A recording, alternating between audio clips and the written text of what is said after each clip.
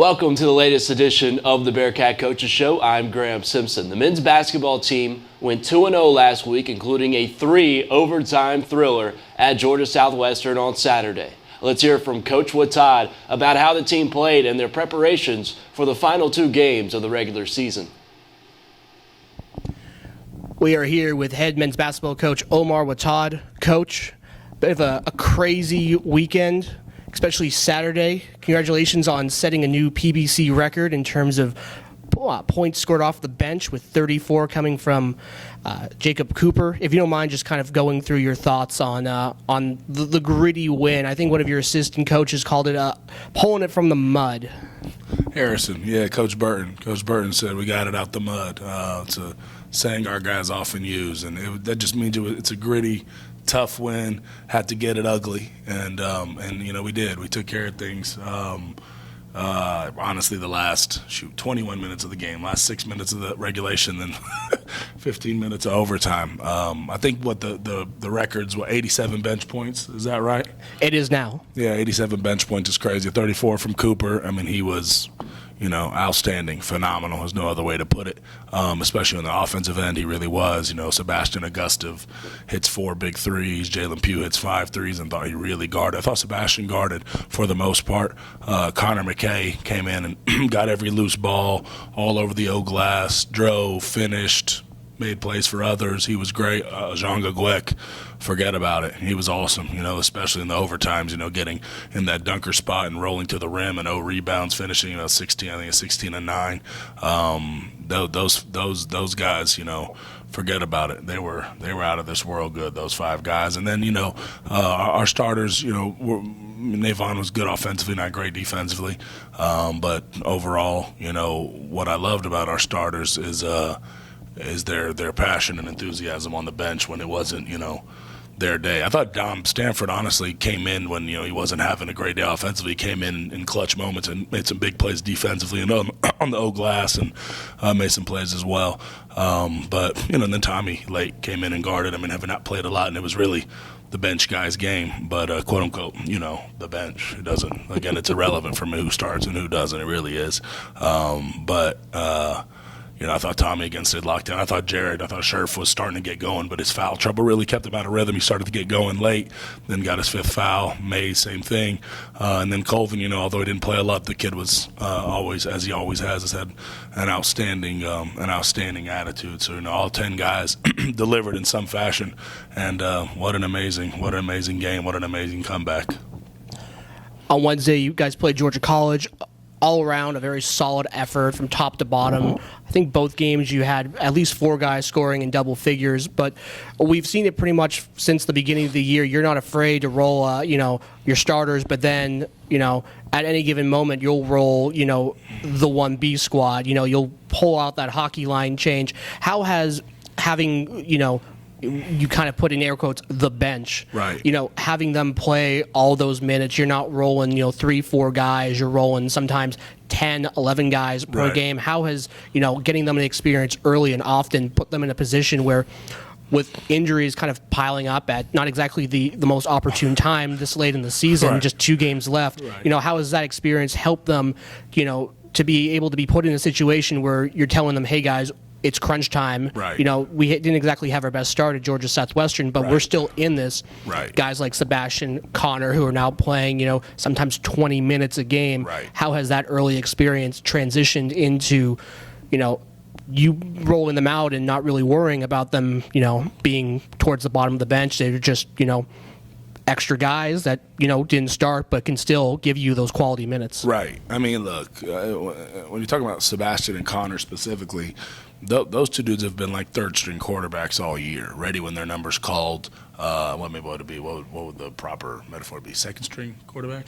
Maybe 3rd. Maybe second string. Second string, they're never really played unless the dude gets hurt. Yeah, so 2nd-string quarterbacks. I know football. I love football. I love college football. Not a big NFL fan. Love college football. So 2nd-string quarterback mentality, just ready if their number gets called, especially Sebastian.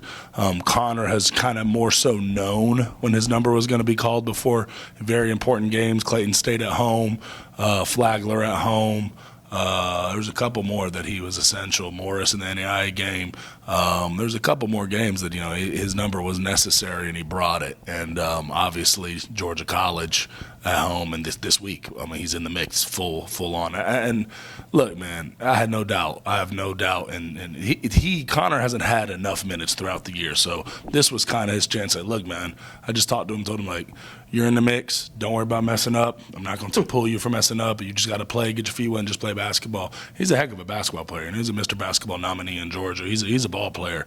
He's got feel. He can make shots. He can finish. He's a good ball player. So to your question, he really didn't get the reps necessary early on to be comfortable. Sebastian also hit or miss with the reps, but I mean, if you recall at Columbus State, Sebastian comes in. The press was just killing us for whatever reason in that game, and they were making a run, and Sebastian comes in cold, hadn't played a minute, comes in with 2.5 minutes left, and hits a gigantic three to put us up 9.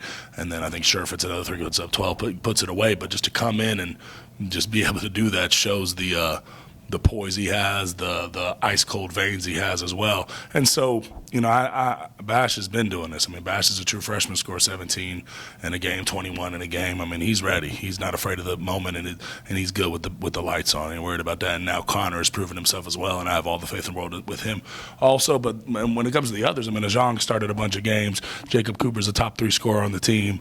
Jalen Pugh's, he's a seasoned vet that can come do it at any moment. So again, letting everybody get minutes early on in the year was good because everybody was able to feel the game. And I think they kind of learned, whoa, this year, we have the depth, and coach is not afraid to go as far as we need to go or to whomever we need to go to in any given moment. So you got to stay ready. So yeah, it's been good. You talked about Jalen Pugh late. I believe it was late in the second overtime. Yeah. You get some extra time put back on the clock. Take us through drawing up that play. Was that supposed to be drawn to Jalen, or did he just get space and you get the ball to the open guy, and obviously he's right under the basket, just an easy layup? It's an out of bounds underplay that we normally run. Jalen goes to the corner, and Coach Coombs, the head coach of Georgia Southwestern, called a timeout when he saw our alignment, and just in the moment I thought, man, this could work. And I discussed with associate head coach Darius Carter. So what do you think? He said, I think it'll work. And then talked to the team, and the credit goes to all 5 of them. Sebastian sprinting to the top fast, Dom and Ajong acting like they're setting a screen, Pugh setting it up. I mean, just masterful setup. And then Jacob Cooper, his on time, on target, perfect pass, and then making a layup. So it was executed to perfection. And then I think that maybe deflated Georgia Southwestern, and we had a ton of momentum and confidence. Pugh hits a 3 in the third overtime. Coop gets fouled, makes a free throw. Bash hits another 3. Coop makes a floater. I don't remember who else scored, but Dom iced it at the end with some free throws. Then Coop hit a couple more, and we really guarded, and we're just played desperate. I think in that third overtime, I think the other 2 overtimes we were just happy to be back in overtime, and I think they brought a desperation in that third overtime to put this thing away and get the heck out of Americus, Georgia, man. We got back at 4:30 a.m. It was quite the trip. Americus isn't exactly the easiest trip to make from Greenwood. And speaking of Greenwood, back home this Wednesday, senior day against a very strong Young Harris squad. What's your message to the team and I guess Bearcat Nation for an important PBC game? Please come out, show love, as it pertains to Bearcat Nation. Come out, show love, show support like you have all year. We need y'all. We need y'all here. We need the support. It's going to be a heck of a matchup, but more importantly, it's about the 3 seniors. It's about sending them off right in their final college home game. Although 2 of them are grad transfers, just been here a year, they're part of the Bearcat family and forever, family of mine now. And then also Sherfield, who's, been here from the start, was my first recruit here, and it's about sending those guys off right. And I know Bearcat Nation is going to come out and show support and be loud and crazy for us. Obviously, sparks can't fly on senior day as you look at last year's epic battle with Flagler. I think Dwan Moore, who's currently playing professionally over in Germany, almost had 20 rebounds, 12 to 15 points. So these guys show up for the big occasions. Wednesday, Young Harris. Saturday, finishing the regular season off at Flagler. Thank you so much for watching the Bearcat Coaches Show. Thank you. You've envisioned it before, your future. It's big and it's bold. Now, it's time to make it happen. Our experienced faculty and friendly staff work to provide a personalized and supportive academic experience that most institutions cannot match. Lander University offers fast, flexible, and affordable online and graduate programs for those who want to launch their career path to the next level. When you launch with Lander, the world will take notice. Learn more today at www.lander.edu. The women's basketball team lost to Georgia College and Georgia Southwestern last week. Hear from Coach G as the team prepares for senior day against Young Harris before wrapping up the regular season at Flagler. Here with head women's basketball coach Stephanie Gelhausen. Coach, tough week last week. You guys lost a hard-fought game against Georgia College, but you guys found another gear in the last couple of minutes, scoring 16 points in the last minute of action. What did you see differently from your team in those last minutes that you saw from the rest of the game? Yeah, I mean, we just had a lot of fight, and I know that we keep saying it, but eventually this experience is going to help us, moving forward. But I've never seen that much scoring in a final minute, and had they missed a few free throws down the stretch, it could have been a different outcome. But kudos to them. They hit some big shots and some big free throws. But I was really proud of how hard we fought. We had 3 players already fouled out, and everybody came in and really made a significant impact. Speaking about making a significant impact, Destiny Middleton hitting 2 threes, I think in the last 30 seconds for her first career point ever. She's been called into action these last couple of weeks because of injuries and other stuff on the roster. Can you just elaborate on what she's meant to the team and how she's grown over these past weeks after being called into action? Yeah, Destiny's been great. I mean, she comes in, she puts the work in, she's just always available and always ready to do whatever the team needs. And, coming out of that timeout, I told her be shot ready, and sure enough, she got it in the corner for that 3 and let that sucker fly. And good for her to hit a half-court shot there at the buzzer. Those are 2 very memorable first collegiate points. So you guys head into your last week of the season with a game versus Young Harris on Wednesday and then traveling down the long trip to Flagler on Saturday. What's the message for your team heading into this last week of the season, try to end the season on a high note? Yeah, I mean, it's been the same message from start to finish, right? We want to get better every day, and we want to put something together that we can look back and be proud of. Obviously, we lost a close one, a tough one in overtime to Young Harris, so we're excited for them to come here and get them back. And, Flagler was another kind of rotation with some sickness and stuff, and these are 2 teams that we're excited to compete against, but most importantly, we just want to get better every single day. And like I said, be proud of what we put together to finish. So with the last week of the season, I'll be remiss if I didn't talk about senior day. You guys will be honoring 2 players, Ann Seacrest and Kayla Sanders.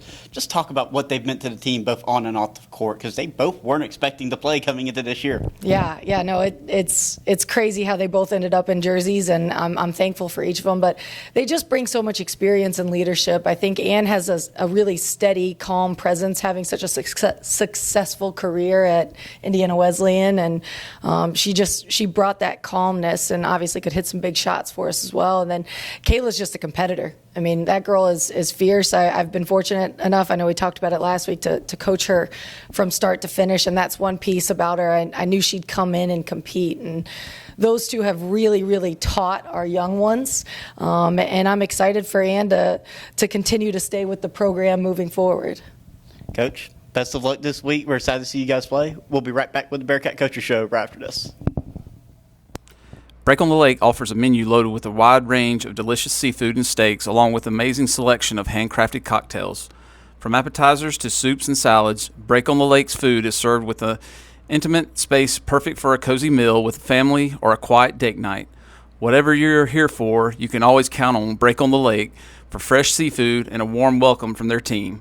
Thanks to Sports Break and Break on the Lake, proud sponsors of Bearcat Athletics. The baseball team won their first conference series of the season as they took 2 out of 3 games against USC Beaufort this past weekend. We caught up with Coach Burt to get his thoughts on the win and hosting number 6 Columbus State this weekend. We're here with head baseball coach Jason Burke. Big series win over USC Beaufort. First time you've ever played them in a conference series since they've moved from the NAIA this year into the Beach Belt. Overall, what were your thoughts against about the Sand Sharks, who played you incredibly tough all 3 games. Yeah, I mean, I thought they were a very gritty team. I thought they had 3 very quality starting pitchers. Obviously, we got the second guy out pretty early, but he was a lefty with upper 80s, low 90s velocity, and a really good breaking ball. We just did a good job of taking pitches on him that were in the strike zone. But I thought they had 3 very quality weekend starters. Extremely gritty team offensively, and defensively played very, very hard. Hard outs in the box. Very impressed with the Sand Sharks and what they bring, and I think they'll be a very good Peach Belt team. Just kind of going through the games, all of which seem to have their ups and downs, but the first one took a little bit down by a couple runs. You bring in Landon Dupert, hits the big bomb. You don't mind just kind of touching base on the team's grit there, having to go to the bullpen. You get 5 shutout innings from your bullpen. Braden Burden, Tyler Overholt gets the win. Zach Pellegrino also gives you some solid quality outings out of the pen, if you don't mind just kind of touching on that a little bit. Yeah, I mean, I felt like our bullpen did an amazing job. Went to Burton first, then to Pelly, then to Overholt, and really they just limited the free passes. I'm not sure that we had more than 1 free pass, for all those innings out of the bullpen from the 5th on. And, when you don't give teams stuff, it's going to be hard to score runs. It doesn't matter how good your offense is. If you're not given an error or a walk or hit by pitch, it's hard to produce, especially to produce, big innings, 3 runs plus. And, I felt like our bullpen did a great job. And Landon Dupert, he's been a mainstay for us. This is his 5th year with the program. And, unfortunately, he suffered a knee injury in the preseason. And, he's battling back from that right now. Only able to DH right now, but hopefully we can get him back at first base here pretty soon. And I thought, the day went like we thought it'd go for him. I thought he'd get more comfortable as the at-bats went, being his first at-bats of the season. And, he gets a good pitch to hit there in the last inning and obviously hits it out of the park. So, yeah, it was a phenomenal win for us, a crazy win. And, we enjoyed the electricity of getting a win like that, can help your team spark something. Game 2, unfortunately, not going your way, but a lot of offense. Evan Demarius has a good 6 1/3 innings, strikes out 8. If you don't mind just kind of touching base, not only on the offensive production, but the offensive production late after falling behind, still being able to score runs after scoring, I think, 5 in the first 3 innings, able to put yourself in a position to take Game 2, but only falling short by just a run. Yeah, I mean, I thought our offense did a great job of getting us rolling. I mean, they score 5, I believe, in the first inning.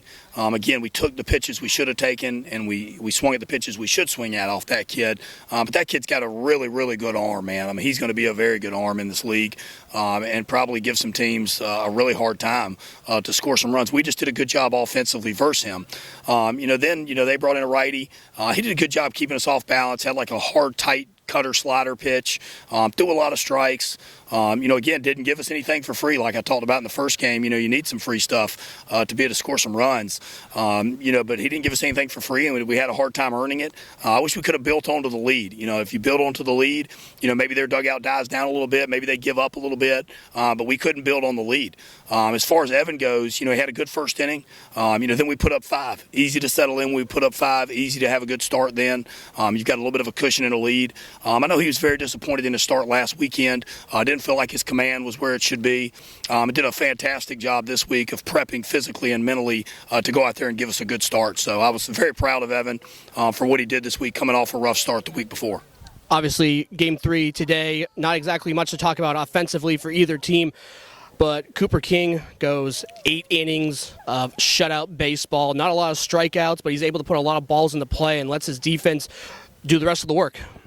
Man, he did a phenomenal job. I mean, one of the stats that I keep up with that I think helps me manage our pitching staff is pitches per inning. And our goal is the same goal as 90% of college baseball coaches or pitching coaches is 15 or below. He only went over 15 pitches twice for the entire game. To me, that keeps your workload down. As far as how many pitches you're throwing in a certain time period, and it makes it to where you can go deep in the game. So I was, again, pleased, but I expected him to go deep when I saw those low pitch counts every single inning. He's throwing to contact. He was just, here it is, here's my stuff, and if you can hit it, hit it. And he was fortunate enough to be able to do that today. And, they had some loud outs off of him, but a lot of them were routine ground balls. And then Matthew Burgess made some pretty ridiculous plays at second base today that we've kind of of become accustomed to at this point. Offensively, I will say this: one of our process goals is to score first. And it's easy to score first when you don't give up a run, obviously. But we scored early in that game.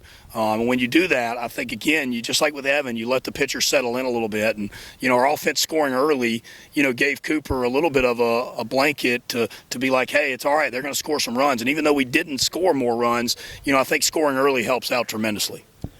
Back here at Dolly Stadium on Tuesday, a very strong Wingate squad. What do you expect from your team hosting a non-conference? Yeah, I just want us to continue to do what we're doing well right now. I think our quality at bats are going up. I think our energy in the dugout's going up. I think our winner's mentality is going up, meaning we don't let little things affect us in a negative way.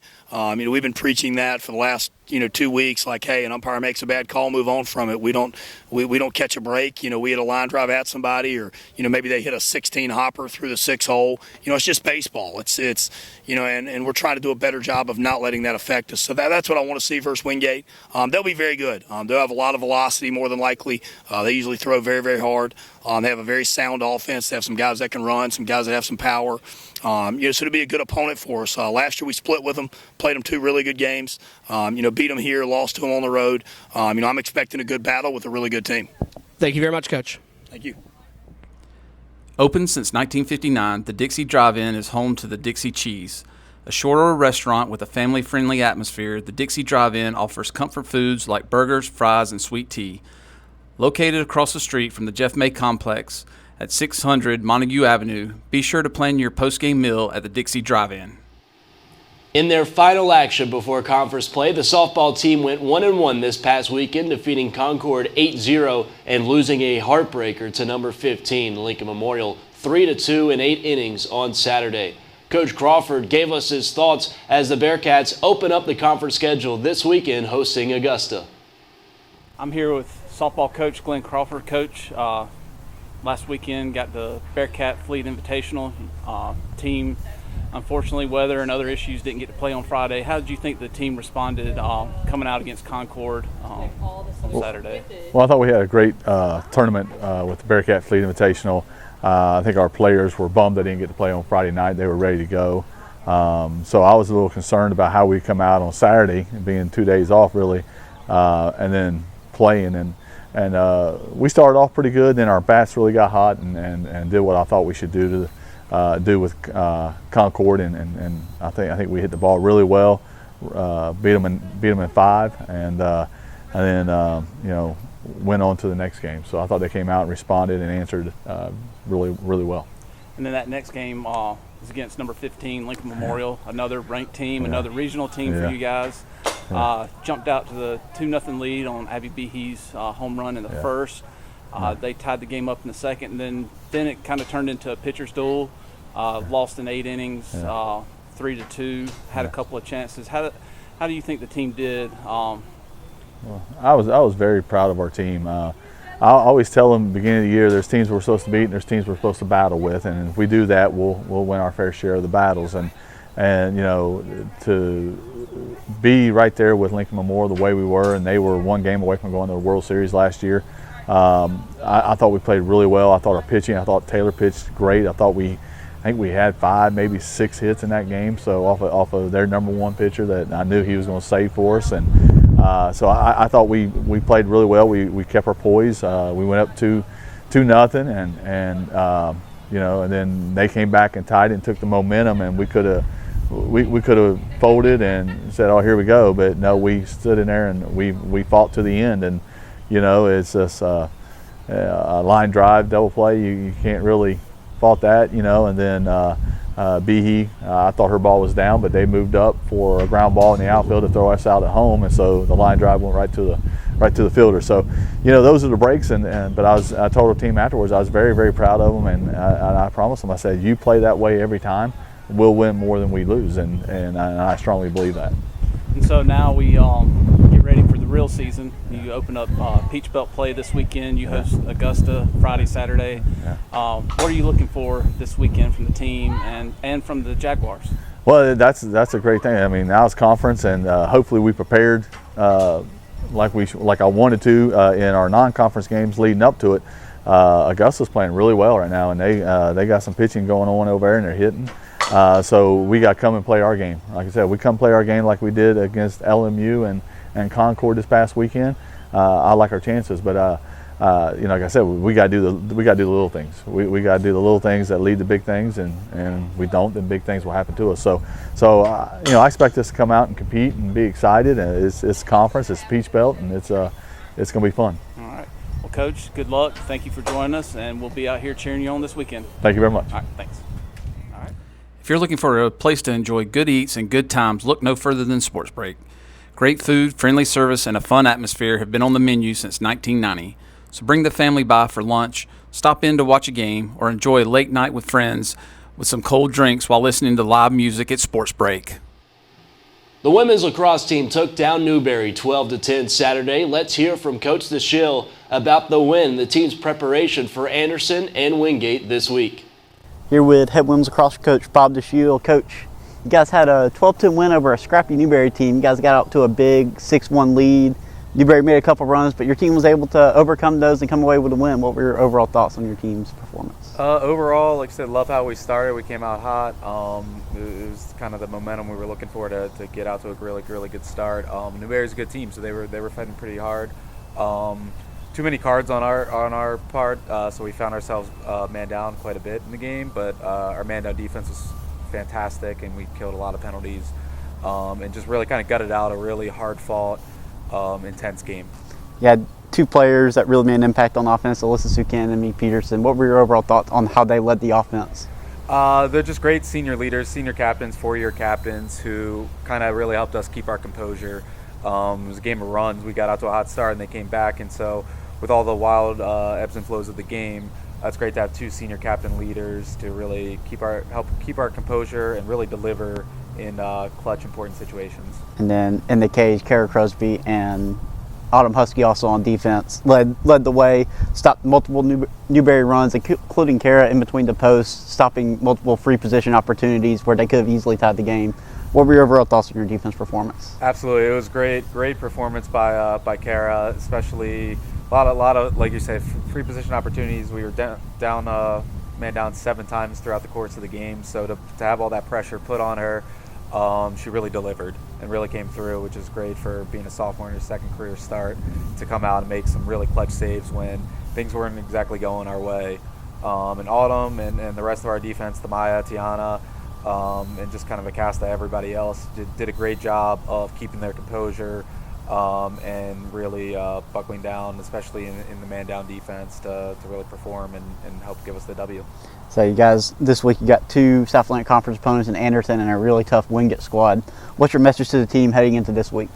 Message to the team is a huge week, so we're really excited, and we're thrilled to be 2-0, but we haven't hit our stride yet to where we know we can get to. So starting with practice today and just kind of heading into Wednesday, we're really trying to focus on ourselves and really get the best out of ourselves.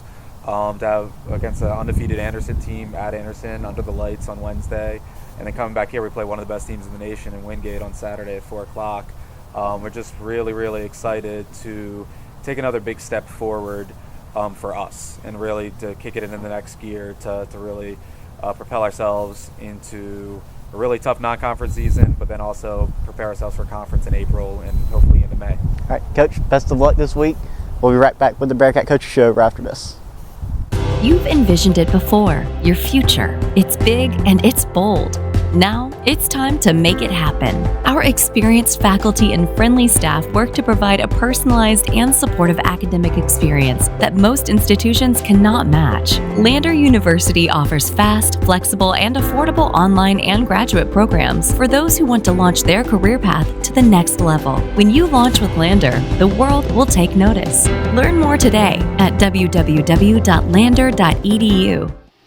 The Lander men's lacrosse team dominated Emmanuel last week, 21-11, and the Bearcats are back home this Saturday to host North Greenville. We checked in with Coach Lepore to get his thoughts on the team's performance so far. We're here with head men's lacrosse coach Tony Lepore on the Bearcat Coaches Show. Coach, good 2-0 week, bounce back win against Emmanuel here in Greenwood, and then going on the road, tough road win against Lincoln Memorial. If you don't mind, just starting with your thoughts on how the week went. Well, anytime you can win 2 games in 1 week, we'll take it. And it was nice to to pick up 2 wins after a disappointing performance last Saturday. The guys rebounded really well. We got back to the basics in practice, and we did enough to win on Wednesday, and then of course quick turnaround, quick prep, and get ready for a long road game on Saturday at Lincoln Memorial, and we're able to pull it out. So really pleased. Nolan Oki having a great performance, 6 goals against Emmanuel, 2 goals against Lincoln Memorial. Carter Wilcox also having a fantastic week. What have you seen from the offense this past week and going into a strong North Greenville squad on Saturday? Well, offensively, we're starting to kind of put our pieces together, find what personnel groupings work best. We're still experimenting a little bit with our midfield lines and our attack unit, but the guys are, offense, there's a lot of chemistry involved, and that takes time to develop. But I think we are doing a better job right now shooting the ball, using the shot clock on our possessions, and just overall improving our offensive efficiency. Bearcats have seen a couple goalies so far. The last 2 games, Nicholas Page has been in the cage. What have you seen from him in practice in the last couple weeks that have given you the confidence to switch him into the number 1 keeper? Well, he's been very consistent in his work ethic, and he's steadily improved during his time here, and he earned it. He earned those starts in practice by making saves. We ask our goalies to do 2 things. That's save the ball, clear the ball, and he's doing that for us right now. He looked really sharp on Saturday, including a couple of late saves in the 4th quarter, especially when we were on the penalty kill. Made a nice one to kind of ice the game for us, and so he's been playing really well, and the defense is playing well in front of him, and so but like it is every week here, it's open competition for all of our spots, and we want the guys to earn their place on the depth chart, and that's what we're doing this week. Obviously Saturday, tough contest against North Greenville, who since the program has started has always played you tough, and you've played them very tough. What do you expect from them coming into that match? Well, one of the things we tell our team is North Greenville, it's like they only play close games, and they're going to come here. There's a lot of familiarity. Obviously, our 2 schools are geographically not terribly far apart. We recruit a lot of the same guys. Our coaching staff knows one another very well, and our players, and know their players. And so, when there's a high degree of familiarity plus an entire week prep for both teams, I expect it to be a very competitive game. Thank you very much, Tony. Stay tuned as you watch more of the Bearcat Coaches Show. Break on the Lake offers a menu loaded with a wide range of delicious seafood and steaks, along with an amazing selection of handcrafted cocktails. From appetizers to soups and salads, Break on the Lake's food is served with an intimate space perfect for a cozy meal with family or a quiet date night. Whatever you're here for, you can always count on Break on the Lake for fresh seafood and a warm welcome from their team. Thanks to Sports Break and Break on the Lake, proud sponsors of Bearcat Athletics. The men's tennis team shut out Converse 7-0 this week, moved up 1 spot to number 12 in the country. Let's hear from Coach Simpson as Lander battles Emmanuel before they open up PBC play at Augusta on Sunday. I'm here with head men's tennis coach Brett Simpson. Coach, rankings came out again last week. Team moved up 1 spot to number 12. How have you felt the team's responded this year, being in the top 10 all along so far since the spring, and holding teams to just 1 total point in your 5 matches? Yeah, so far we've played quite well. We've played some reasonably tough teams, but we've handled the situation well so far. Like to keep it going. We would like to move into the top 10, but we're going to have to keep winning, obviously, and we'll get a few opportunities against. We'll get about 4 opportunities to play top 10 teams here in the next month or so. So, we need to win 1 or 2 or as many of those as we can to really progress up the rankings. Yeah, and so this week you've got Emmanuel midweek, non-conference tune-up before you get conference started on Sunday at Augusta. What are you looking for from the team against Emmanuel as you get ready for the real season conference starting on Sunday? Yeah, Emmanuel is an important region match. They'll be a pretty strong Conference Carolinas team, so they seem to be a competitive team every year. So yeah, we're ready for a tough match with them, and yeah, it's looking forward to Augusta on Sunday to start our Peach Belt. And Augusta's always a formidable opponent. They've been winning most of their matches so far, so yeah, it's a good tune-up for our match Sunday. Okay. Thanks, Coach. Good luck this week, and we'll be cheering you on. Thank you. All right. That's all the time we have for the week. Thank you for joining us for the Bearcat Coaches Show.